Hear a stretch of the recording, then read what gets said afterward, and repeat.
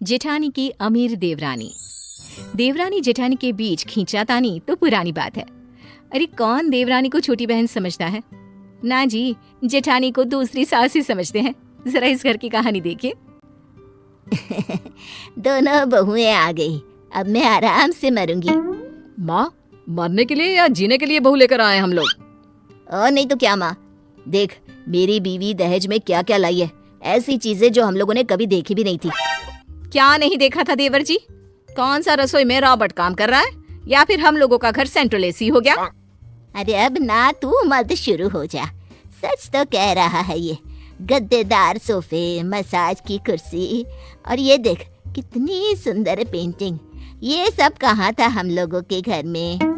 अच्छा, जो मैं शादी में अपने हाथ से पेंटिंग बनाकर लाई थी, वो क्या थी जो 10 साल से घर की दीवार पर लगी थी? वो पेंटिंग नहीं, नमूना था बहू। दो हरे तोते के बीच में वेलकम।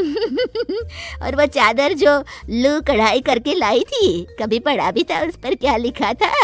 I love you. अरे अब क्या यही स्टैंडर्ड था इस घर का? गांव की देसी गंवार।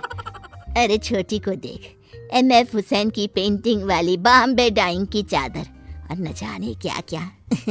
सही बोल रहा है बेटा। बड़ी बहू को तो मानो काटो खून सूख जाता है। वो सोच लेती है कि घर वालों को उसकी और उसके गांव की अहमियत बताकर रहेगी। वक्त बीतता है, छोटी को घर वालों का शय मिलता है तो वो भी सर पर चढ़ जाती है। क्यों दीदी, क्या करते हैं आपके पापा? वैसे सुना है गांव में है कहीं आप लोगों का घर? हाँ, गांव की ही तो है ये। पापा इसके किसान है। वो क्या है ना, शहर में शादी करना कौन नहीं चाहता। हम लोगों को भी लगा कि बड़ा परिवार है, पिता क्या क्या जिम्मेदारी निभाएगा, तो ले आए इसे ब्याह कर कर। हाँ, तो बहू के ऐसे कौन से गुण थे जो मुझ में नहीं थे? कितनी बार तो आस पड़ोस की पड़ोसने तक आपको मेरी तारीफ करके गई हैं। याद है जब आप गिरी थी सीढ़ी से, तो मैं ही थी जो हाथों से उठाकर बेड पर लिटाया था। गांव का खान पान था शुद्ध, वरना आजकल की शहर की लड़कियां कटोरी पानी का तो उठाया नहीं जाता इन लोगों से। हाँ भाभी, क्योंकि हम लोग नाजों से पले हैं, फूल की तरह। वैसे भी क्या करना है भार उठाकर, जब पापा ने इतना सब दे दिया है तो। ठीक है, तो अब तो यही रही। अब तो यही देखना है कि गांव की गवार और गरीब या शहर की तितली अमीर। ये भी क्या बात हुई बड़ी, कैसी बहकी सी बात कर रही है? अरे छोटी से तेरा कोई मुकाबला ही नहीं है। देख माँ, तेरी दोनों बहुएं हैं, जैसे 5 उंगली बराबर नहीं होती, वैसी ही हर कोई बहू एक जैसी नहीं होती, समझी? तो क्यों बार बार दोनों को कंपेयर करती रहती है? मैं कहाँ तुलना कर रही हूँ? तुलना तो वो ऊपर वाला ही करके भेजा है। वैसे छोटी बहू, जरा वो बाल सुखाने वाली मशीन से मेरे बाल तो सुखा देना। सास बार बार छोटी के सामने बड़ी को छोटा दिखाने की कोशिश करती है। फिर एक रोज, ओ माँ जी, मैं ना शॉपिंग के लिए जा रही हूँ। कल इनकी सैलरी आई है ना, तो बोल रहे हैं कि शॉपिंग पर चलो। हाँ जाओ बहू, और मुझे भी ले चलो। वो क्या है ना, कुछ सामान छोटे मोटे मुझे भी लेने थे। बड़ी भी वहीं खड़ी होती है।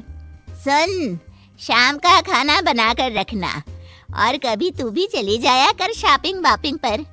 माना गांव में माल नहीं होते और ना ही पैसे, लेकिन अब तो तू शहर की बहू हो गई है ना।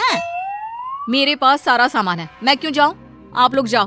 और हाँ, मेरी सहेली के घर खाना है तो मैं और मेरा परिवार बाहर ही खाएगा। आप लोग भी खा कर आना, ठीक है?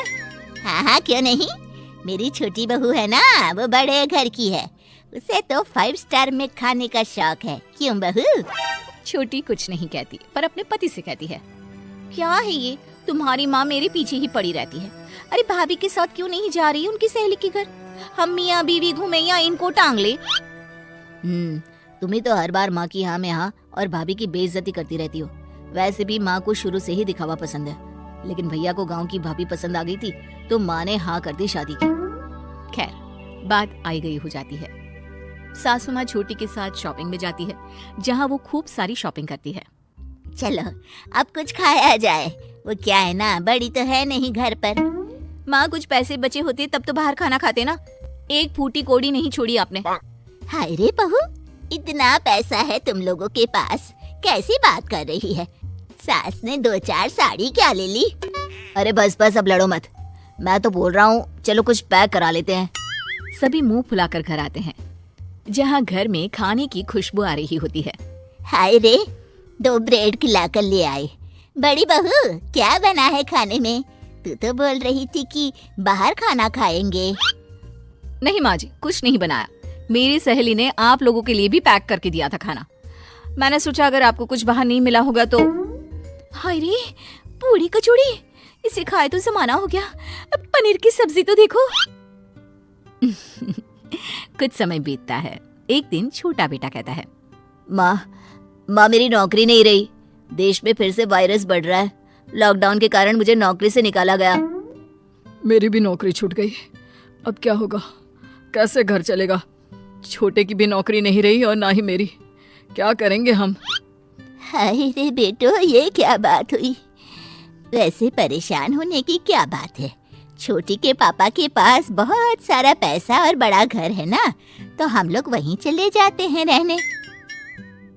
तभी छोटी बोल पड़ती है, हाँ, धर्मशाला है ना। वैसे भी मेरी भाभी किसी को पसंद नहीं करती।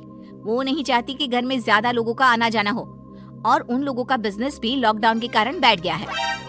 वैसे बाहर निकलना सेफ भी नहीं है। वायरस हर किसी को लग रहा है। ऐसे में ना तो बाहर जाओ और ना ही बाहर से कुछ लाओ।